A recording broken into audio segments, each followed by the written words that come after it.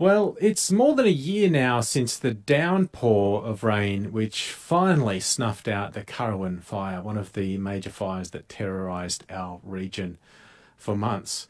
The cleanup and rebuilding continues. And for an update now, we are joined by the Mayor of the Eurobodalla Shire, Liz Innes. Liz, good morning. Good morning, Simon. It seems like forever since we've had a chat. It has. My first chat with you for 2021, so Happy New Year. Happy New Year to you too. And we have passed, I guess, the grim milestone of 1 year since the fires, and now 1 year since that one was doused by rain. Do these dates make a difference to the psyche, do you think? Oh, look, absolutely, Simon. And I know, and just from a personal level, but I do know from a lot of the people that I've had contact with over the last year that there was a lot of sort of trepidation coming into that 1 year anniversary, and, there were a lot of heightened emotions. There's no doubt about that. But the fact that we've had the gentle season that we've had with the good rain and, has meant a lot in softening those sort of hard memories for a lot of people. But that's not to say there still isn't 1 year on a whole hell of a lot of work that we still need to continue to do. So, we're still here. We're still making sure that council's there to support people.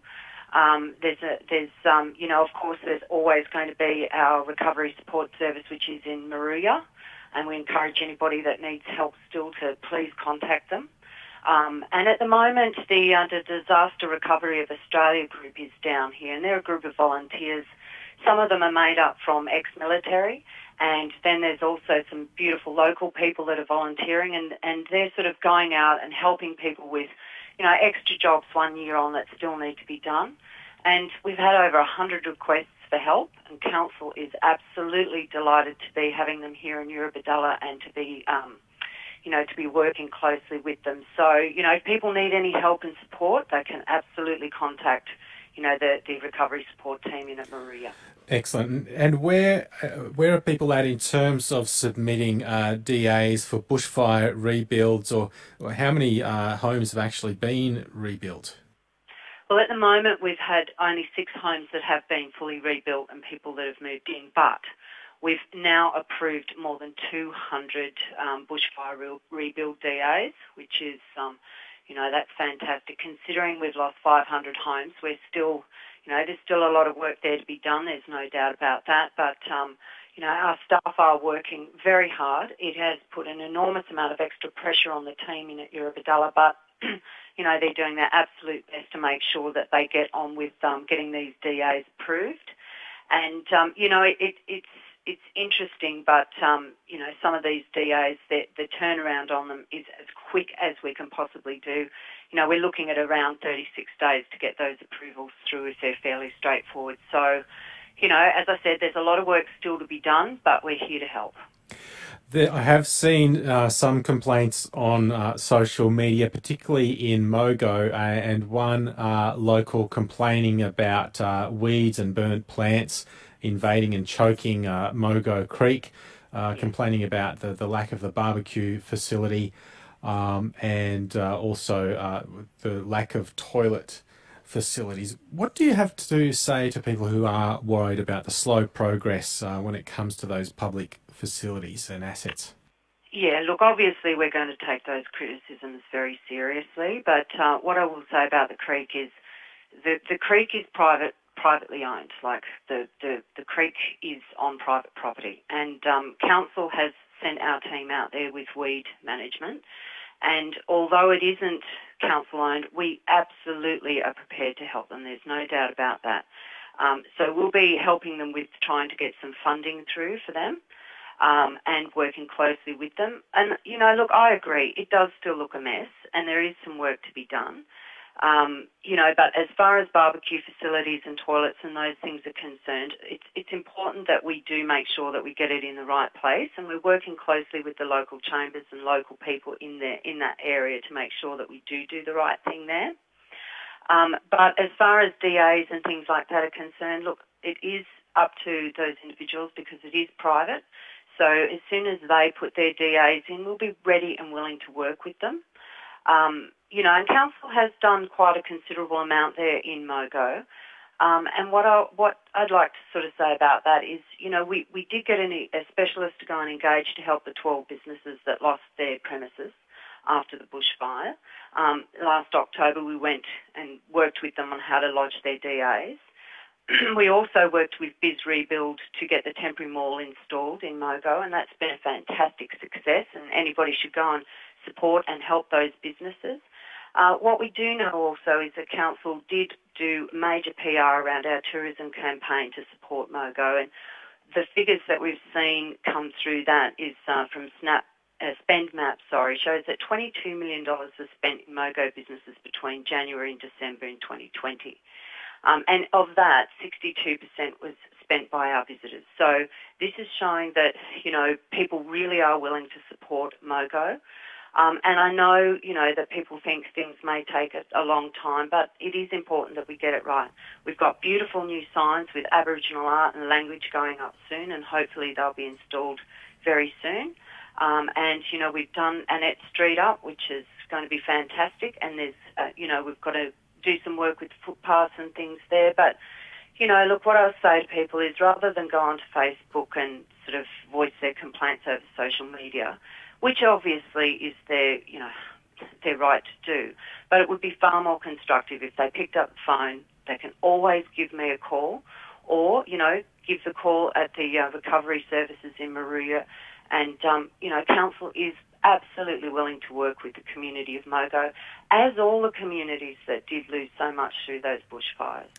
Okay, and to other issues now, concerns have been raised about access to Coopers Island Weir via Coopers Island Road, with apparently a gate put across what's believed to be a public road, according to reports I've seen in the Beagle Weekly. Is that an illegal gate? What's going on there? Well, yes, look, there is some concerns around that, and, councils, we got briefed on it yesterday, and obviously it's coming back in March for a report to council. But, again, council has got to work closely with our local fishing community, and of course the private landowner to make sure we get a good outcome. Now, there's obviously been a long history there of people going in and fishing, and we want to make sure that that continues, but also that we respect, that the farmer ultimately has to, take in his concerns of his biosecurity around his farming enterprise, and also their privacy and their security concerns just about the dwelling that's there as well. So, look, we'll be working closely with community to make sure that we get an outcome that, hopefully everybody will be happy with and people will be able to continue to go and fish there. Okay, now the coastal walking trail as well getting a bit of attention as that plan develops and construction happening around Observation Point Lookout as first part of the project. How much community consultation will there be for those that might be affected by this? Look, obviously, there will be community consultation around that. And look, I'd caution people with, articles that go into such blog sites as Beagle to, just be a little bit cautious about some of the information that they absorb and read through such, outlets such as that. But look, council obviously will be doing community consult around that, and it's a fantastic opportunity for, our visitors and our locals alike. If anybody wants to go and have a look at what's happening out at Observation Point, it is absolutely spectacular. And I know that ultimately it's going to be something that people really support and absolutely love the opportunity to be able to take these coastal walks. All right, and the new hospital, of course, that's a big one for the region this year, and we know there's a lot more detail to come. What would you like to see on the site, apart from obviously everything that the health plan requires?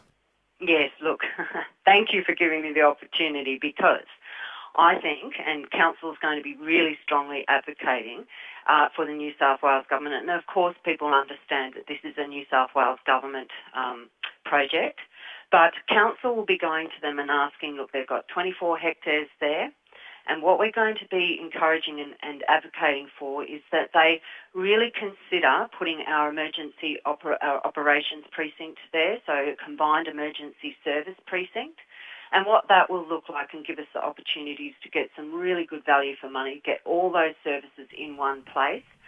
Because if you looked at what our emergency operations centre looked like through that disaster of the bushfires, effectively it was 4 plastic tubs that we had to unpack in a country hall, and that is simply not good enough. So, you know, we're going to be asking the state government to consider, if they have some land spare there, that they may be able to get some fantastic economies of scale and deliver something that this community desperately needs. It's been something that we've been pushing hard for now for 8 years, and we feel very strongly that it is definitely the way to go for the state. So we'll be really stepping up our sort of conversations around that. We did have some really good support early on, but of course with everything that's happened with bushfires and of course COVID, it has sort of taken a bit of a back seat. But we'll be ramping that up because we believe in it and we believe it's really important for our community. I know last year you were having trouble getting the Emergency Services Minister, David Elliott, to visit the region. Any luck there? Have you got through to him? No, not as yet, Simon, but as I said, we've been pretty busy, but we'll certainly be sending correspondence to him again and knocking on his door for sure. But I have put in a call to John Barilaro and asked him to please, you know, help and support us with this. And of course, our local member, Andrew Constance, he's always has an open mind and an open ear and is receptive to these fantastic initiatives that come from Eurobodalla Shire. Well, it's great to have you on the program. Thank you so much for your time this morning. My absolute pleasure, Simon, and have a great day. You too. That's Liz Innes, the Mayor of the Eurobodalla Shire.